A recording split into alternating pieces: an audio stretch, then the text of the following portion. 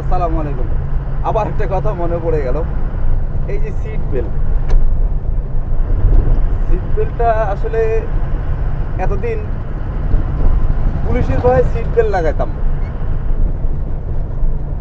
যে শুধু কি এই সিট বেল্ট ট্রাক ড্রাইভারদের জন্য প্রযোজ্য?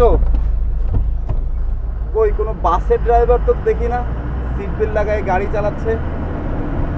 এখন আমি যদি মনে করি যে রাস্তায় পুলিশ নাই, সিট বেল্ট কী হবে, দিলাম খুলে, লাভটা কি হলো? আমি কি তাহলে পুলিশের ভয়ে সিট বেল্টটা ব্যবহার করতেছি? এটা তো পুলিশের ভয়ে না, এটা আমার নিজের ভয়ে ব্যবহার করা প্রয়োজন, আমার নিজের নিরাপত্তার জন্য। কি বলেন? আপনাদের মতামতটা জানাবেন। আর আমাদের চিন্তাভাবনার পরিবর্তনের অনেক প্রয়োজন সবারই।